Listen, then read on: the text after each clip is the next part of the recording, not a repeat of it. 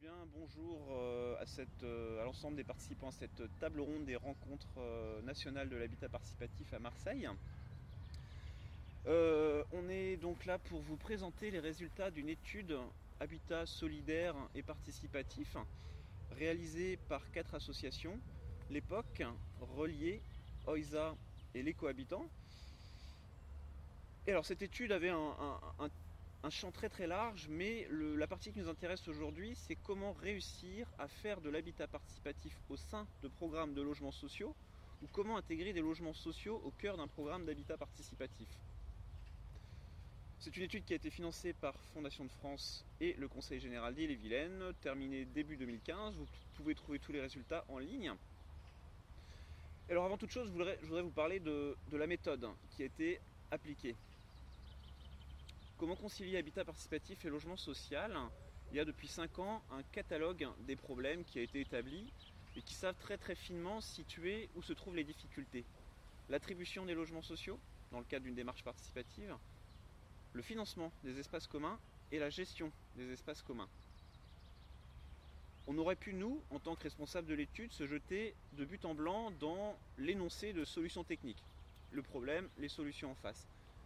Mais on a pensé que, en amont, de manière sous-jacente à ces problèmes techniques, il y avait tout un tas de problèmes idéologiques, politiques, qu'il fallait analyser, traiter avant de résoudre d'apporter des solutions techniques. Et donc on s'est positionné dans le champ d'une recherche-action, c'est-à-dire qu'après avoir recherché quelles étaient les problématiques, on a proposé, au travers 2 ateliers, un sur Rennes Métropole et un sur le Pays de Saint-Malo, de mettre autour de la table des élus, des responsables d'organismes HLM et des candidats ou des futurs participants à des projets d'habitat participatif intéressés par le locatif social, et d'impliquer toutes ces personnes dans la recherche de solutions. Aujourd'hui, on a avec nous Sandra Leblond, qui est responsable de tout ce qui est innovation, habitat atypique au sein de l'organisme HLM Néotois, situé à Rennes. Puis Yolande Bréhéret, tu es impliquée dans l'association Parasol depuis 2009, dans un groupe de travail sur le locatif social qui a vocation à mobiliser les organismes HLM de la place rennaise pour l'habitat participatif en général.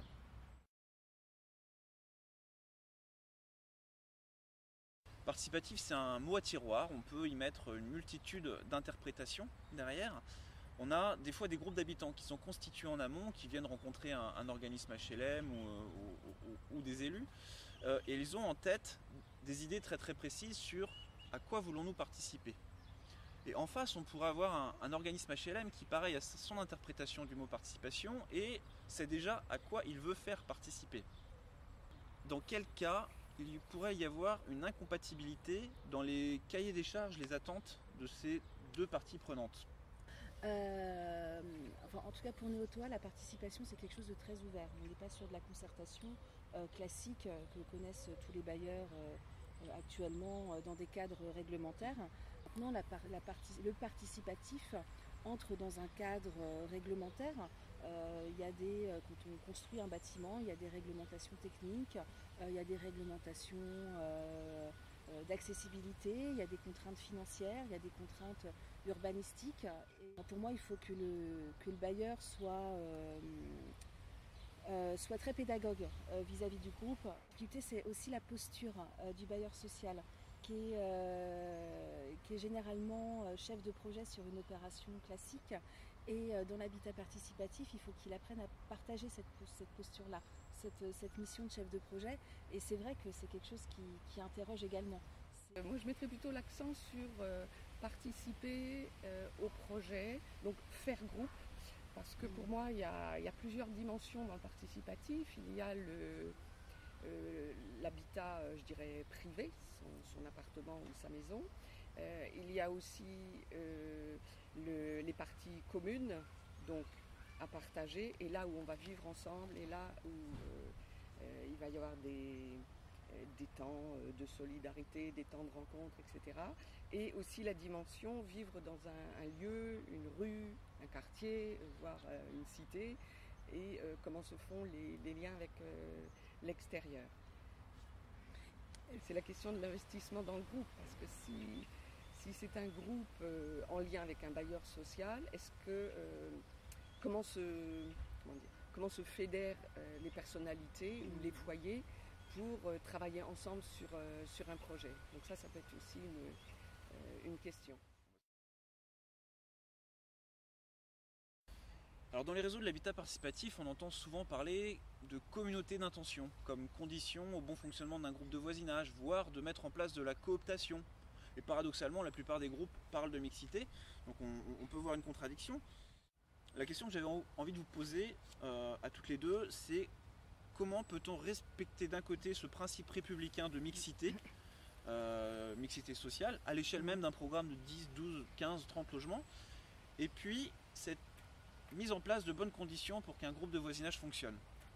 Nous avions envisagé dans les différents groupes de lier de l'accession libre, de l'accession aidée et du locatif social. Et puis avec les contraintes des uns et des autres, on s'est aperçu que ça n'était que peu réalisable ou voire pas du tout. Aujourd'hui, c'est vrai, la question se pose si le groupe est constitué uniquement de personnes en demande de locatif social. Est-ce que le groupe se constitue par lui-même, par les habitants, ou est-ce que l'office prend l'initiative du projet et appelle les habitants sur ce projet? Ce croisement est à étudier et à réfléchir. C'est une réflexion qu'on se pose actuellement sur le groupe de Melesse, parce qu'on a effectivement été à l'initiative de la constitution du groupe. Donc on a pris le parti avec la collectivité d'un projet d'habitat participatif et on a fait un appel à candidats. Et la question maintenant, c'est quel est toujours le positionnement à la fois de la collectivité et du bailleur vis-à-vis de ce groupe-là. Voilà, est-ce qu'on est encore porteur, est-ce qu'on est coporteur, est-ce que maintenant c'est ce groupe qui est en cours de constitution qui doit le porter. Enfin, voilà, c'est une vraie interrogation pour nous. Et puis pour répondre à la question des attributions, effectivement Néotoa a fait le choix d'un passage en commission d'attribution de manière anticipée. Donc avec un engagement fort de la collectivité, clairement je pense que c'est une condition essentielle de ce type de projet. Alors vous allez avoir un petit noyau de candidats au départ, de 6-7 foyers qui vont s'engager dans l'aventure, et c'est un programme de 30 logements, c'est-à-dire ceux qui vont arriver en cours de route. Est-ce qu'à un moment ils vont rencontrer le noyau de départ qui va avoir déjà commencé à travailler, à donner une couleur, une fibre au projet? Et si jamais vous laissez cette rencontre se faire, est-ce qu'à un moment vous n'allez pas permettre une certaine forme d'homogénéisation culturelle, de cooptation? Est-ce qu'en fait vous n'allez pas vous mettre en porte-à-faux par rapport à ce ce principe républicain de mixité sociale, qui est aussi un mot au tiroir, hein. C'est vrai. Là aussi, c'est du côté des habitants. On a eu fait le choix aussi de dire à tout candidat susceptible d'accéder à du locatif social, de s'inscrire, de monter un dossier, même s'il n'était pas encore partant dans la démarche. Un petit peu anticipé. Dans notre étude, on a fait un panorama des solutions qui avaient été expérimentées ça et là pour aménager les commissions d'attribution, et que, quelles que soient les solutions techniques qui sont trouvées, elles seront permises ou interdites par des postures politiques liées à cette attente autour de la mixité. Est-ce que dans le cadre d'un projet participatif, on peut faire fonctionner sur le même pas de porte avec des espaces communs des gens qui n'ont absolument rien à partager? Le pari est ouvert. Dans le cadre de l'habitat participatif, les espaces communs sont un peu presque le symbolique, ce qui doit faire fonctionner le collectif. C'est les espaces où on se rencontre, où on va partager des choses. Et alors patatras, dans le cadre de programmes en logements sociaux, comment finance-t-on ces espaces communs? Prendre sur les budgets des organismes HLM, ce serait indirectement baisser la capacité de production. C'est-à-dire qu'on financerait des espaces communs au détriment de logements. Donc ça, c'est difficilement entendable. Est-ce que les espaces communs qui intègrent le programme immobilier sont une condition indispensable, nécessaire pour faire fonctionner un groupe de voisinage, sont la pierre angulaire de l'habitat participatif? Donc, sur tout ce qui est partie commune, c'est vrai qu'il y a effectivement la question de l'investissement qui se pose pour les bailleurs, mais il y a également la question du fonctionnement de ces parties communes-là. Donc fonctionnement, ça a un coût, donc est-ce qu'il faut les répartir dans les charges? Si oui, comment? Comment le bailleur s'implique ou doit-il s'impliquer d'ailleurs dans la gestion de ces parties communes? C'est une vraie question. Pourquoi ne pas être créatif aussi par rapport à ces espaces-là? Dans un des groupes, nous avions imaginé par exemple que sur chaque palier d'escalier, il y ait à un étage la bibliothèque, à un autre étage peut-être l'ordinateur avec un petit bureau, etc. Peut-être aussi des garages qui peuvent être aménagés en atelier, en réserve, en cave collective, etc. On s'est rendu compte que les salles communes, qui sont encore une fois la symbolique de l'habitat participatif abouti, étaient très souvent sous-utilisées. Le soir, le week-end, mais qu'en journée, elles l'étaient très très rarement. Et que lors des ateliers sur Rennes Métropole et Saint-Malo, les gens qui étaient autour de la table se disaient est-ce qu'on ne pourrait pas réfléchir à une diversification des utilisateurs de ces espaces communs et qui induirait d'ailleurs peut-être une diversité de leur financement.